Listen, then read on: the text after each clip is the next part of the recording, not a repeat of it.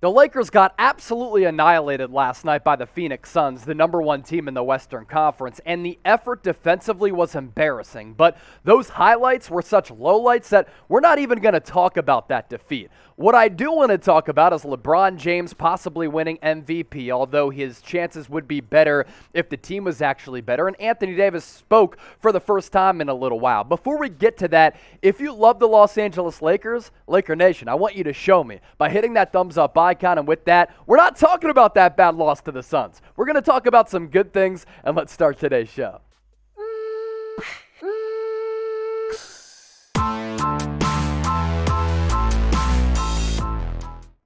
Welcome into the Lakers Report by Chat Sports. Happy Monday to all of you in Laker Nation. Appreciate all of you for making today's show a part of your day. Now, we've talked about this lightly over the last couple of weeks about LeBron James, him defying Father Time, really on this Tom Brady path of just pulling off miraculous athletic achievements. He's having arguably the best scoring season of his career. So given how dominant he's been, especially since the injury to Anthony Davis, where he has really led this bottom five roster to at least keep their heads somewhat above water, should LeBron James be getting more NBA MVP love? Now, right now, it's really between the Joker as well as Joel Embiid. Ja Morant is in that conversation. Giannis, I don't think, is getting enough NBA MVP love. And if Kevin Durant didn't miss so much time with injuries, I think he would be a factor in the NBA MVP discussion. But either way, whether or not LeBron James wins the league's most valuable player award once again, we have to admire, respect, and just appreciate what LeBron is doing at age 37, because it is flat out ridiculous, and we've never seen anything like this before. So whether you're a LeBron James detractor, whether you're a hater, you have to sit back and admire and just respect what he is pulling off this year. 29.7 points per game. He's been jockeying back and forth with Joel Embiid because Embiid went off in an overtime win against the Orlando Magic last night. He is now the leading scorer in the NBA, but we've really been going back and forth. 8 rebounds for LeBron this year as he continues to just be a two-way threat on both ends of the floor. He's dishing out more than 6 times while connecting on about 52% of his field goals. And I was talking with a buddy the other night.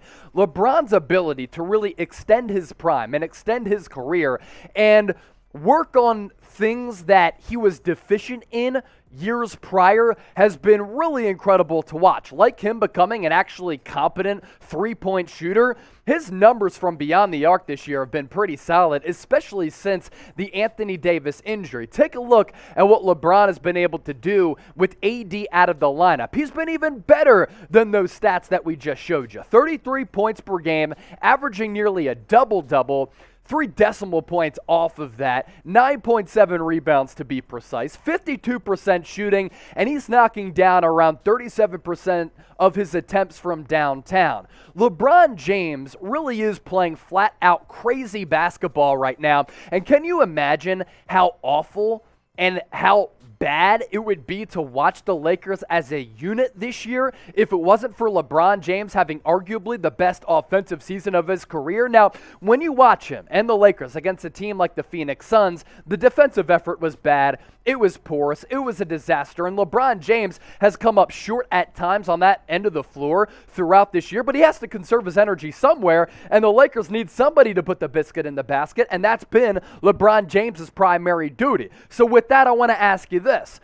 Even though LeBron is 37 years old, where do you think he ranks among some of the great players in the NBA right now? He is a top blank player right now in the league. Fill in the blank for me. And while you're down there, you see that big red button that says subscribe? Make sure you smash that if you want the best, most informative, most consistent, fun, entertaining Lakers coverage here on YouTube and here on the Lakers Report. You know what we're all about? Audience interaction and just chopping it up with Laker Nation. All of those reasons to subscribe. By the end of the day, can we get to 42,000 subs? I hope so. And if we do, it's going to be a celebration here on the Lakers Report. LeBron's case for MVP. It's easy to lay it out, but the only thing that's holding him back is the team that's holding him back, because this roster stinks and the Lakers as a team stink right now. Second in the NBA in scoring, 18th in assists per game, 15th in steals. So yes, he's still giving you steals and blocks as production on the defensive end. Sometimes the effort just isn't there. which is totally understandable. Almost 3 3-point makes per game. That is more than 1 over his career average, which goes back to that original point of him just evolving over time. And LeBron is keeping the Lakers afloat right now on a roster that just flat out ain't good, folks. So should LeBron win the NBA MVP this year? Y for yes, N for no. A lot of other players across the NBA have better cases to make, like the Joker, like Giannis, like Joel Embiid, like Ja Morant.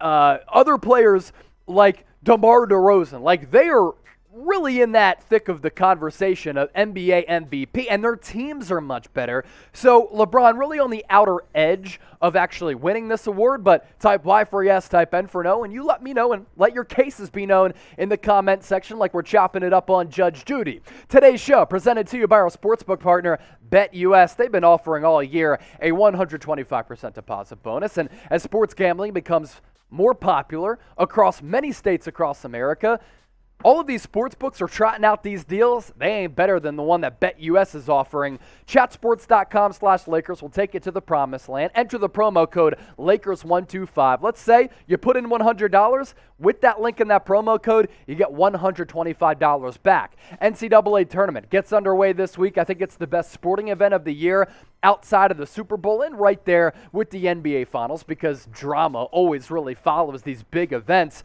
And it is sure to follow in the NCAA tournament. Right now, the updated teams for championship odds: Gonzaga, Arizona, Kentucky, Baylor Bears, and the Duke Blue Devils. Get those bets in by going to chatsports.com/Lakers, promo code Lakers125.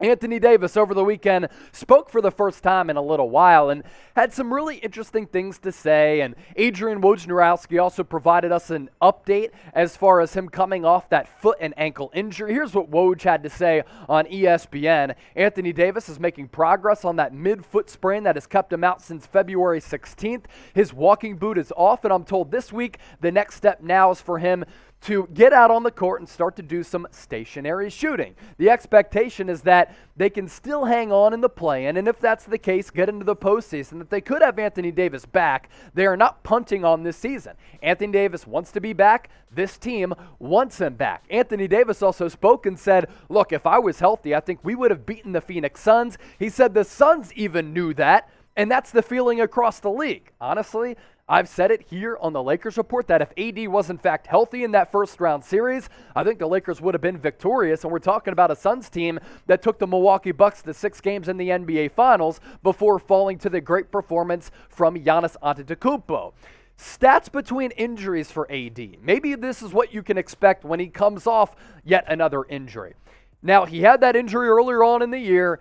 Then he suffered the midfoot and ankle injury, and between the injuries, he was starting to play a little bit better in terms of his shooting efficiency. 22.5 points per game, 9+ rebounds. Now, the points per game certainly down, but the production on both ends pretty solid. 3 blocks per game, as he was really just a stalwart defensively and connected on about 59% of his field goals. Now, the problematic trend for Anthony Davis this year, he was awful from three-point range, sub 20%, which ain't good, but inside the arc, he was very, very good. I want you to get into the comments section once more, and I want you to kind of look into your crystal ball right now and figure out where the Lakers can get to if AD does in fact come back. If AD is back, can the Lakers make a deep playoff run this year? You let me know. Treat the comment section here on YouTube like a Sports Talk Radio call-in line. R for they can make a run. B for this team, Chase, they too bad. You let me know. Thanks for watching today's show, and don't forget to subscribe.